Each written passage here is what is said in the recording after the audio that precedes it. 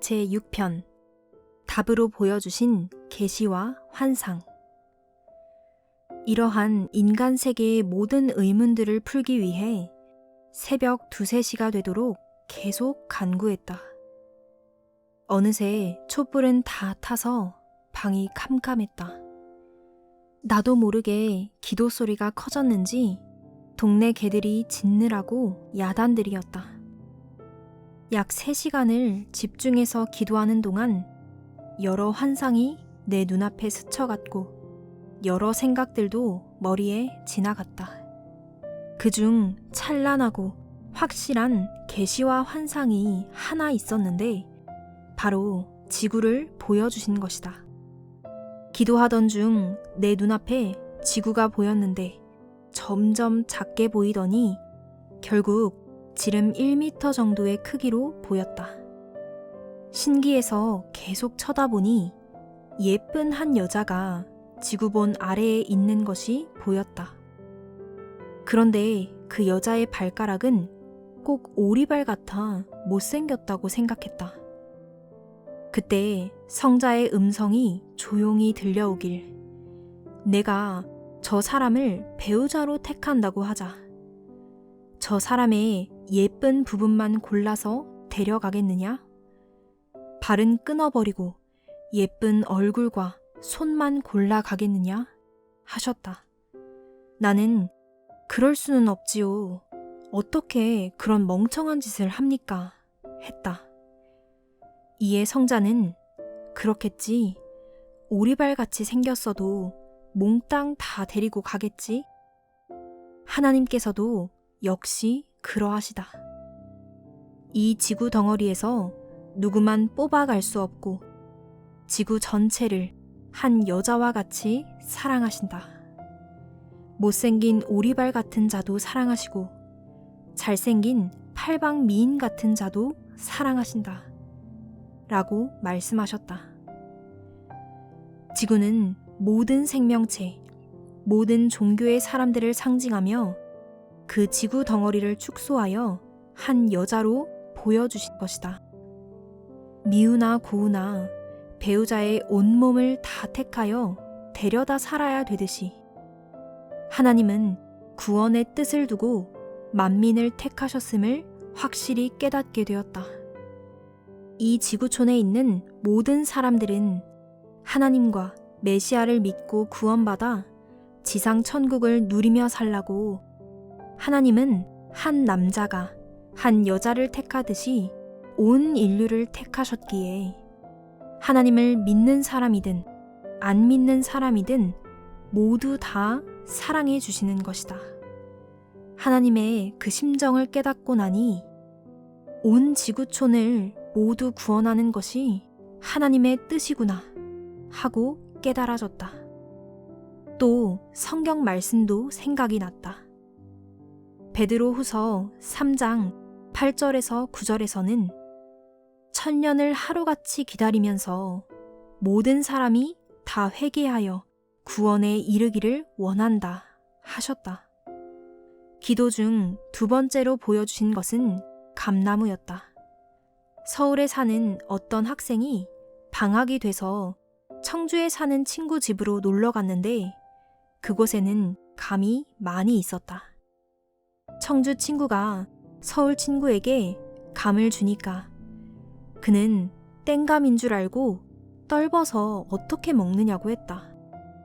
하지만 청주 친구는 내가 설마 친구에게 떫은 것을 주겠냐?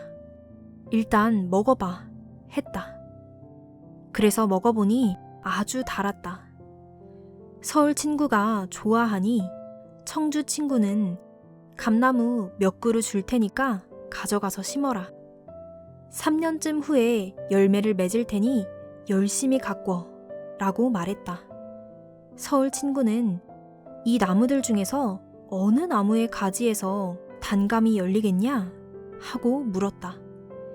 이에 청주 친구가 대답하기를 어느 나무에서 좋은 열매를 맺을지 모르니 무조건 몽땅 키워라 했다. 그래서 서울 친구는 감나무들을 집에 가져가서 심은 후 열심히 물도 주고 길렀다.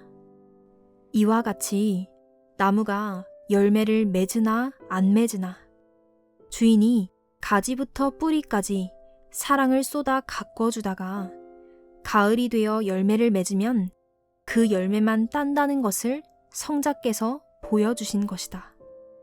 사람도 나무와 같이 하나님의 사랑을 모두가 받되 역시 그 중에서 열매 맺는 백성을 하나님은 취하신다고 말씀하셨다.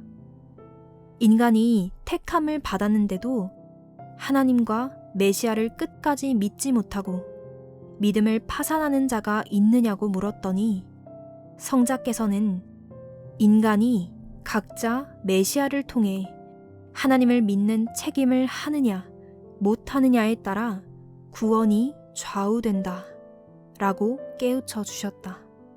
이때 마음이 감동되어 즉시 촛불을 켜고 성경을 보았다. 데살로니가 후서 2장 13절부터 17절까지 읽게 하셨는데 우리가 하나님께 감사할 것은 하나님이 처음부터 우리를 택하시어 성령으로 거룩하게 하시고 진리를 믿음으로 구원받게 하신 것이라고 하였다. 복음으로 사람들을 부르셔서 그리스도 앞에 오게 한다는 성경 말씀이었다. 이 성구를 풀어보면 하나님은 처음부터 인간들이 다 구원받도록 모두 택하시고 그 시대의 생명의 말씀으로 메시아 앞에 오게 하고 성령으로 감동시켜 거룩하게 하시고 진리를 믿고 행함으로 구원받게 하신다는 말씀이었다. 이는 하나님과 성자께서 바울 선생을 통해 이미 깨닫게 하신 내용이었다. 예정은 다 해놓았으나 인간이 복음의 말씀을 듣고 그 진리를 믿고 행해야 구원받도록 섭리하심을 확실히 깨닫게 되었다. 그러므로 사도행전 16장 31절에서는 주 예수를 믿어라. 그리하면 너와 내 집이 구원을 받는다 하셨다. 마태복음 7장 7절에서는 구하라, 찾아라, 문을 두드려라 하셨다.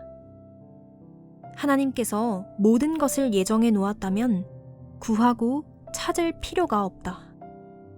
만일 절대적 예정만 있다면 성서에서는 인간의 책임을 강조하지 않았을 것이다. 예정에는 하나님의 절대 예정과 상대 예정이 있음을 깨우쳐 주셨다. 선한 것은 절대 예정했으나 인간의 무지로 인해 혹은 책임 분담의 부족으로 인해 예정에 못 미쳐서 깨어지기도 함을 생각하게 되었다. 내가 당한 사기 문제도 하나님의 예정이 아니고 내가 그 사람을 너무 믿어주고 무심히 행해서 생긴 일임을 깨닫고 내 무지와 미련함을 개탄하였다. 내 책임 분담을 하지 못해 속은 것이며 악한 자로 인하여 당한 것임을 시인하게 되었다. 그래서 돈보다도 지혜를 좀 달라고 하나님께 간절히 기도했다. 하지만 어려움을 겪을지라도 내가 선하게 살고 악을 악으로 갚지 않고 선으로 갚고 원수까지도 사랑하면 하나님은 나를 더 좋은 뜻으로 인도해 주신다는 것도 깨닫게 되었다. 내가 사기를 당했어도 낙심치 않고 하나님께 매달려 간구했더니 이같이 말씀을 주셔서 인간에 대한 의문이었던 예정과 운명에 대한 비밀을 풀게 된 것이다. 하나님의 본 뜻대로 성경을 푸니 모순도 없고 속이 시원했다.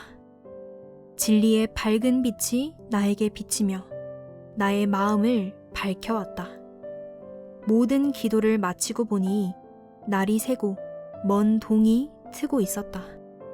빈 집, 빈 방, 장판도 없는 흙바닥에 콧물, 눈물이 하염없이 흘러내려 마른 바닥이 젖고야 말았다.